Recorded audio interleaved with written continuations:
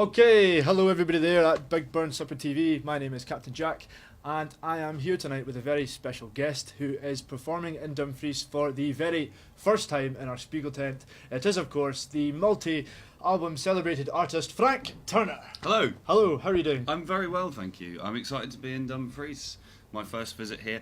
Although, weirdly enough, I have played this venue before when it was somewhere else. Because it's a portable venue, right? It's a Spiegeltent. It is. It travels all over the world, and you've just butchered question number 3. Oh, okay. Well, then I'll just shut up then, and we can leave that as question number 3. No, it's okay. It's fine. But it was New Year's Eve in Gloucester in 2008, and it was freezing, and there was no one there, and we played in the Spiegeltent. There was nobody there. Well, there was about 100 people there or something. That's okay. So, well, I mean, it holds more than that, shall we say. So it was not the most exciting New Year's Eve of my life, but it was still a show. What can we say? It is an awesome venue to perform in, though. Yeah, definitely. I mean, it's got a lot of kind of history to it, so that's I'm a big fan of that. Well, I suppose it's going to help roll into my next question, which was all about you keep a tally I do. of every single show that you have been presenting at. Yes. What number are we on today? Tonight will be 2,306, and 2,306. I know that I don't know that number because I hold all the numbers in my head, contrary to what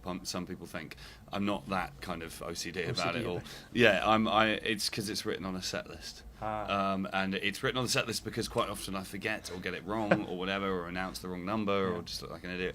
But it's definitely 2,306 tonight. Because you tell us, I've been to about 6 of your performances. Yes. With Supervan and board member Katrina Bailey.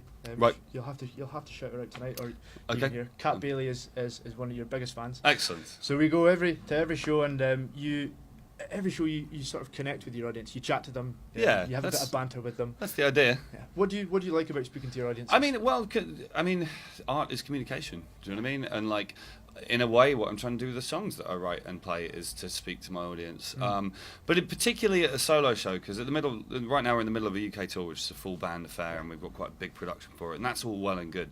But there's something about a solo show that's fun because it's just a bit more conversational. Yeah. Do you know what I mean? It's and I will probably switch up when I'm playing halfway through when I think of something else that I won't feel like playing, and if somebody shouts something out, whatever. Yeah. And you know, I get to tell stories about the songs, and that's kind of a nice vibe.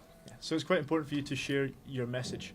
If you had to sort of sum up Frank Turner's message through the power of his guitar, how do you think you could sum it up? Or I'm wary of message as a concept, really. Do you know what I mean? I'm not like a preacher. Yeah. You know what I mean? And my politics are based around the idea that everyone should be the captain of their own ship. Do you know what I mean? Like this, I'm a fisherman after all. Well, there we go.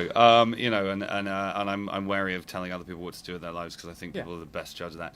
I mean, the new record is about me being worried about the collapse in the kind of the tone of our political discourse. You know, I think that people have got very excited about being horrible to each other in social media, and it is going to have real world implications at some point. Cyber isolation. Yeah, well, and just that whole thing we have evolved as a social species to have a whole series of cues that were so physical and emotional, and even like I don't know hormonal cues. When you're in a room talking to somebody, there are certain kind of like ameliorations, you know, and social media removes all of those, and it means that people are being really, really thoroughly awful to each other, and that's the problem, in my opinion. You have this, don't you?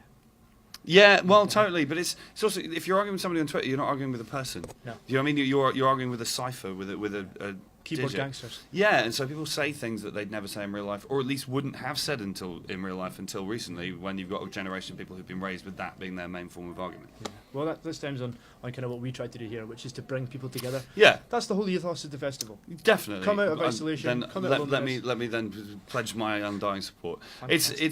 It's like thus far no one has invented a way of making playing shows downloadable or attending shows downloadable, and that's a relief. Fingers crossed they don't put the VR. No, you know there are people doing the VR thing, and I've had a demonstration of it, and it was not like being in a gig. Ideal, no, I mean it's about being in a room. You don't get punched or a pint over the back of the head. Well, exactly. Or you hope it's a pint. It could be a pint of something else. Well, hopefully not too much punching at my shows. No, never. No. So you are a huge metal fan. Yes. I think probably in another life you would have been a huge sort of metal artist. Yeah, I guess I'm arguably not good enough a musician to be a metal player. I still can't really play much thrash very well. But I mean, a little bit. You try it. I try it, but I mean, that's to me that's one of the things I always found interesting. The difference between, if you like, in the '70s between new wave British heavy metal and the punk rock thing is that the Northern lot, for want of a less awful term, were interested in musicianship. Right. And I couldn't keep up. That's why I'm into punk. So, fair enough. A nice good contrast.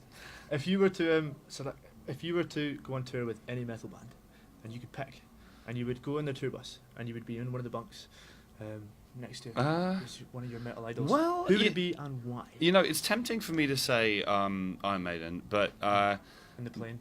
Yeah, in the plane, right, traveling style. But I mean, I guess if you're talking about me playing on the shows, Maiden's fans are pretty brutal with their support acts, and I've actually been one of those fans being brutal to their support acts on more than one occasion.